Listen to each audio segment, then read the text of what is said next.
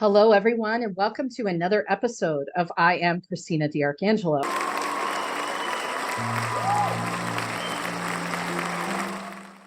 And I am so excited for my guest today, Brenda McPherson, for joining me. I was a little bit tardy today, so I really appreciate her allowing space for me today to shoot this podcast with her because, I believe that this is going to be an amazing podcast to talk about certain things that I think the viewers and listeners would be very interested in hearing about. Welcome, Brenda. Thanks for having me. I'm so excited about this.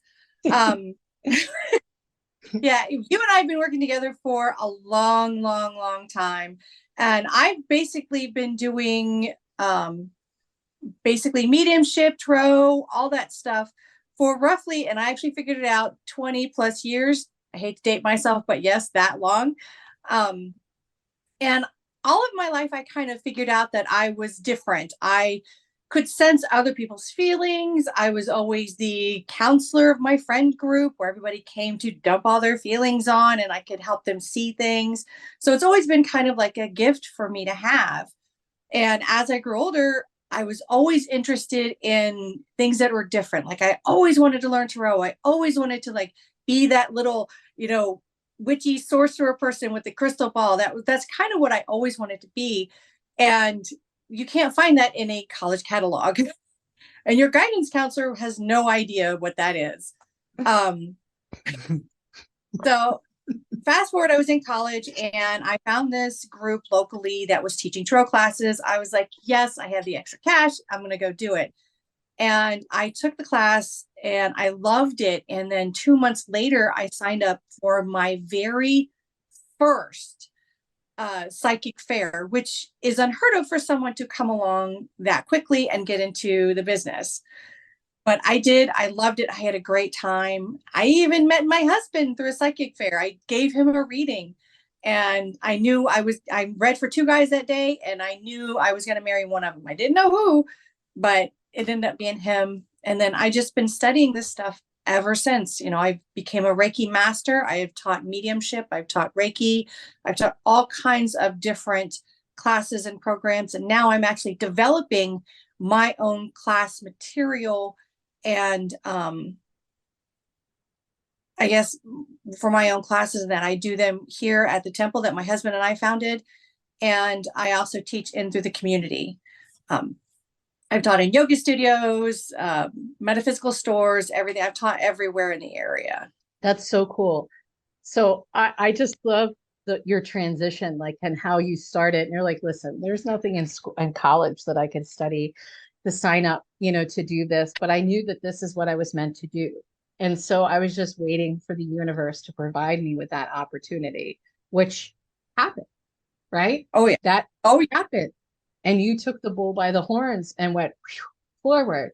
And personally, I'm so glad you did because, I've been talking to you forever, like you said, it's been a long time. It's been since I lived in California. So that was 2005 that I moved Wow. out there. That's how I can remember because I remember dates based on my career. And and so that was when I was in the Bay Area. So I had a colleague who you used to speak to, and I said to her that I was interested in speaking to a medium because there's some things that I knew that I needed to talk to somebody about, and I wanted to be able to goal set for myself with that opportunity of speaking with someone who could kind of guide me because they can see things or talk to people that I don't have access to in that capacity. And so that's, where we started in. So here we are. It's 2023. Wow. And it's been years and I've always been so thankful. And even when there were times financially when I had things happen and I couldn't afford a lot of things, I was very fortunate I always made sure I had a little bit of money to be able to pay you. And sometimes my check was late because that was before when you used to take checks. Now, thank God, it's Venmo and electronic payments, which I prefer. um, but you know what I mean? you were always patient with me because you knew what was going on. And, you know, because we would talk about stuff because it was stressing me out, all this stuff. But it really helped me so much to, like, you know, I still think about things that we may have talked about in previous sessions today. You know what I mean? Like, I think about stuff all the time. Like when we came on here today, I said something to you about why I was tardy. And I said that you had said something to me in the past, and now I see it happening all the time. What you used to tell me a couple of years ago, and I had to be patient. And not a lot of people have patience. Oh, it works on its own time. It never works on our time. So when mediums or whatever say, oh, it's coming, everybody wants it yesterday, but it takes time for it to get there. And it may take months to years, and you have to be ready for it when it gets there. And if you're not ready, it'll kind of bump back a little bit. Yep. So it's like everything has to be right for that advancement to happen. And I will be totally honest with you, when we do our sessions, I will not remember any of it because I'm technically not there. Right. Someone is usually talking to me, and it's like, they'll say, oh, do you remember this? I've had a lot of clients do that. And I'm like, sure. And honestly, I have no idea. And I've actually had clients approach me at like psychic fairs and things like that. And they'll say, oh, do you remember you gave me a reading? And I'm like, sure, but no. And No, it's just, because it's so many people. it is. And it's a lot of people and a lot of things. And then once I'll talk to them for like 2 minutes, and I'm like, oh, okay, now I know who you are. Okay, now I know where we're at. Okay. And it's just something that'll spark my memory to kind of say, okay, now I know where you are, know where you're at. Okay, where we need to go from here. But normally when they first come up to me, and it's like, no, I'm sorry. Well, thank God you remember me. Honestly, I can't. I mean, you were spin, and I will say this up front. You in your life have also been an inspiration for me to not give up on my own dreams. And there's been a couple times when we've had conversations, and I'm like, well, I kind of need that advice myself. So it's been almost like a growing aspect for the both of us. And a lot of readers, they don't say that, but it's true. We get something out of every reading we give. Either it's a lesson that we need to learn, or it's something we need to hear. Mm-hmm. So the universe always provides that information for us constantly. That is so awesome. Thank you for sharing that with me. I didn't invite you on the podcast for you to say that. I just wanted to share you because I feel like you're like an ace in my team. You know, you are like, and I say team because I work with so many different people for things that I cannot do myself. And so I seek out the appropriate people. So like, you were somebody I needed, and I've needed all throughout, this entire time period. And I've referred friends of mine to you because you've been so helpful to me. And I understand that everybody is different. So you being helpful to me may look different than being helpful to one of my other friends that you may have spoken to. You know what I mean? Because we're all different. And so I get that, right? But I wanted to share you with everyone because I think that you do something that's so very important. And it's not like this, I know that there's people out there that have like these stigma ideas about what it is that you do. And again, it kind of falls in line with my work in cannabis when I first got into it. And everybody was talking about me being in this and am I a drug addict or what am I doing? What's wrong with her? All this stupid stuff. It was not true. And it was out of either jealousy or fear or whatever their problem was. It wasn't my problem though. And so with you, I think like it's oftentimes what I do when I do my work, it's people have to believe your value. And you've been very valuable to me all these years, So I wanted to share that with everyone because I want to, they could then get in contact with you, right? Because it doesn't have to be a face-to-face. Like you can do Zooms, you can talk to people on the phone. If they don't have a Zoom capability. Like you're very flexible because we've never even done Zooms for my sessions. We've always done it on the phone. So I don't want people who may not know how to use Zoom, you know, elderly people or other people who don't know how to use it, to think that they couldn't access you because they can find you if they need help. Oh yeah, I can figure out a way to do a reading no matter what. I've done on all levels. I've done everything from parties to I worked in a coffee shop one time. I was there for like a day from actually it was from like 10 in the morning to like 12 midnight. I did complete straight through. That was taxing. I don't remember how I got home. All I Mm-hmm. know is like the next day I'm like, wow, that was a lot. But Mm-hmm. I will always find a way. And I'm of the person that I never go out and see clients because to me, that's rude. Mm-hmm. And if someone is not ready, they're not going to be open to it. You have to be open to it in order for them to come to me. So I wait till they're open for them to come to me. And I'm cool with that because then I know they're ready. Well, I think that's really the answer to your work is that when you're ready, they will come to you and vice versa, right? Um, I was ready when I came to you because I had a lot of things going on. I moved from North Carolina. I had been married for the first time and divorced in North Carolina. So I moved from North Carolina over to California and was like just trying to process everything and like my journey of, you know, being on the West Coast now. I had never been on the West Coast to live. I was by myself. I had been divorced. You know, I lived a little while in North Carolina, single, whatever.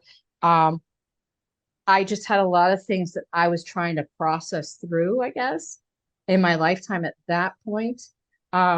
So for me, that was really integral for me to talk to you then, right? Um, and ever since then, you know, this long journey of getting married and having a kid and all this stuff, and then all my companies and everything that's happened. It's like, thank God for Brenda, because no, seriously, it was almost like therapy. Because then I obviously saw a therapist too, in 19 and then 20 and then 21, but it was stuff I needed to do. And when this information comes to you before you have a choice. You either listen or you don't. Yeah. And you can't complain about the advice that Brenda gave you because if you chose to do something different and you changed your trajectory, that's on you. That has nothing to do with her. You decided to do that. And I know that there were times when I would talk to you and there were things you had told me, and obviously you don't remember all these conversations, but I, you know, because we just talked about that. But I remember these things because there were times when I would change things, even though I knew that maybe I shouldn't have tried that. I did it anyway. But and I would tell you, I did this. And maybe this wasn't a good idea, but this is why I did it. And I learned a lesson from it. And I'm done with it now. I don't have to do that again. Um, you know? Yeah. And I know that there's like this whole stigma of when you go see a reader or a medium or whatever, that we constantly talk to dead people. It's like, no, we're much more than that. Yes, Yeah. I can talk to dead people. Do I do it on a regular? No. Mine is getting that spiritual information to help you better your life, to help you move forward on your spiritual journey in this form. And there is this wonderful thing called free will. And I've actually had people complain to me saying, well, you told me this. And I'm like, well, yeah, but you chose this. And that's okay. And I've actually had people get mad at me for it. I'm like, well, that's on you, not me. I'm sorry. And Yeah. that's nothing I can do at this point. I mean, I've had people get so mad at me during a reading because I was telling them a truth that they got up and left. Mm-hmm. And I actually, they're on several times like, Alfred, here's your money back. We didn't finish the session. And they're like, no, you keep it. I'm like, Mm. oh, whatever. But I mean, they were so angry with the truth that I told them that they Mm-hmm. didn't. Mm-hmm. Mm-hmm. I mean, listen, this hasn't been an easy, breezy cover girl journey here that I've had when I had my readings with you. I've had some really tough readings where I had to make major, major, major, major changes. And, you know, they were things I needed to hear. That's the whole thing is walking this spiritual journey is never easy. Nope. And I always, when you embark on this spiritual journey in this body, in this time, it is difficult because you have to look at yourself in the mirror and be willing to see all of your blessings and all of your faults and all the things you have to learn. You have to be willing to give yourself that hard look. And then once you do that, you can move forward in learning your lessons and what you need to do. Collateral Beauty. Yes, it is. I remember that one.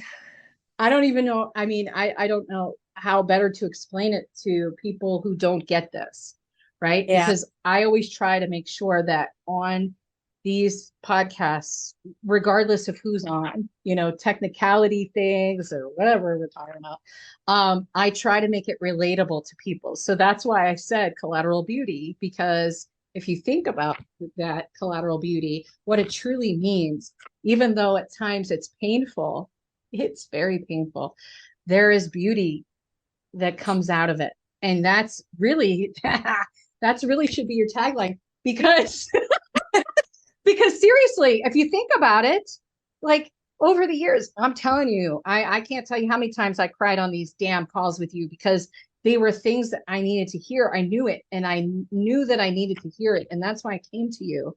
As terrible as the times were at times, and there was perfect times where there things were happening. It was great and wonderful, and it was exciting. But even in the down times, it helped me stay focused. Yeah.